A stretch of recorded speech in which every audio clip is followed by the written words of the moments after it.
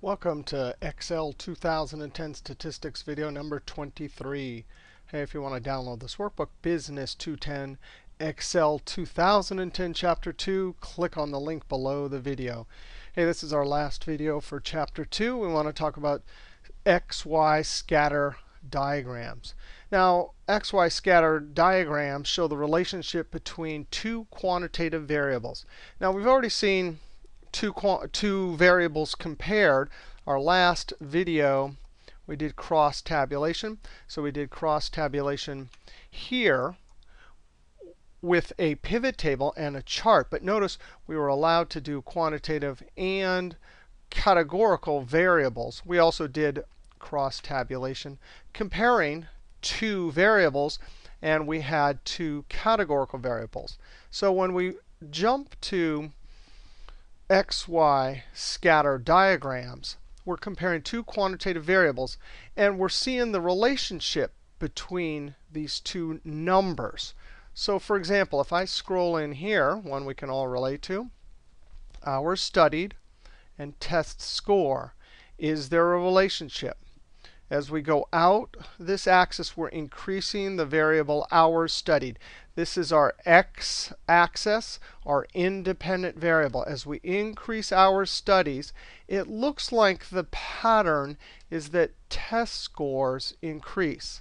So that's the point of an XY scatter, comparing two number variables, an independent and dependent xy. As this does something, is there some pattern to the way the other one moves? And in this case, it looks like, yes, as this increases, this increases. Hours studied increase, test scores increase. Here's an inverse. This is called a direct or positive, right? Direct or positive means increase on the x, increase on the y. Inverse means as we increase on the x, the tendency is that the y decreases. So as absences in a class increase, it looks like the grade decreases. Here's another direct positive relationship. Number of ads on a radio during a week. Car sales, right? That kind of makes sense. But you never know until you collect the data and plot it. Now, so as a number of ads increase, car sales increase also. So direct, increase, increase. And then sometimes you get no apparent relationship. This is from our sample size 200 transactions from our Boomerang website. As customer age increases, is there any relationship to amount spent? Now, you'd think there would be. But in this data set, there wasn't a relationship, right? There's no pattern. All right, so in Chapter 2, again, we're doing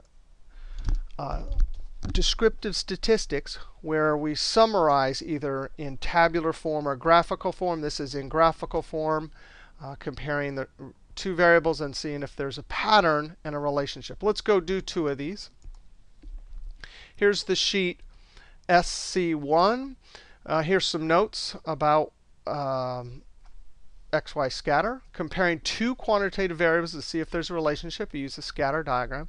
Two numbers plotted, one on each axis. Horizontal is x, vertical is y. And the key is as you move along the x-axis, left or right, you get to some point, and then you move along the y-axis, up or down, and record the point. Right? Now, when you set up your data, here's our hours studied and test score. The independent or x variable should always be to the left. Now, it's perfectly possible to plot it if the x is over here. It just takes a bunch of extra steps. The XY scatter charting engine is programmed to see x to the left. All right, so let's highlight. I'm going to click in one cell and use Control asterisk on the number pad. Insert, scatter. Now, when you have collected data points like this, you want to use the XY scatter to see visually if there's some pattern. If you, for example, we did a percent cumulative chart, which was called an ogive chart a couple of videos ago, and we used this line here, but those we didn't collect data there like we did here. This is data we're collecting to see some pattern. There we we're summarizing. A similar example where you use a line is like the break-even chart in business. But those are a different type of chart. Here, this is actual raw data points, not summarized. It's just the individual data points. So I'm going to select this. And there we can see how cool is that? We plot each point a certain distance out. So this person, this point right here, actually you can point and a screen tip will come up and say this person, 16-hour study, 88 score. All right, let's fix this up a little bit. I'm going to delete the legend. Delete. Always when you do X, Y, you want to make sure that the viewer can understand what is on this axis and this one. I'm going to go up to Layout, Axis, Horizontal, Title below. Notice it's got a solid line, so I'm going to click up in the formula bar, type in equal sign, and click on Hours Study. That's cell A12. Now I'm going to move my chart a little bit out of the way because I know I'm going to have to access that cell right there.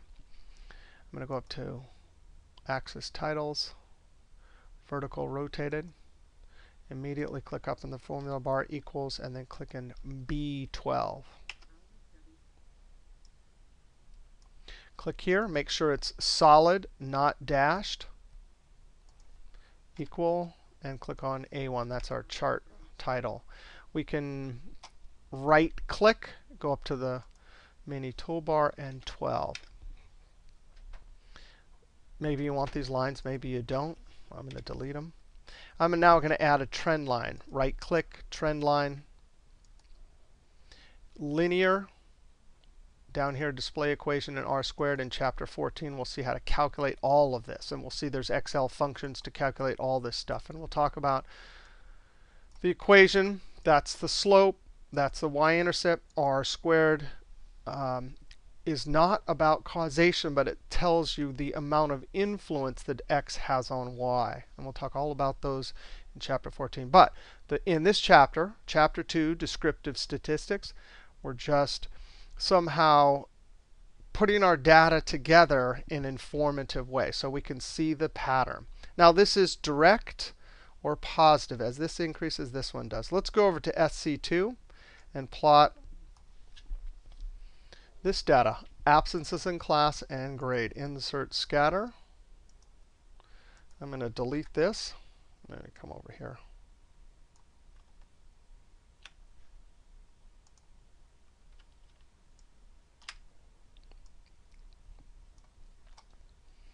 Click on this, click in the formula bar Equals, and I'm going to click in A10.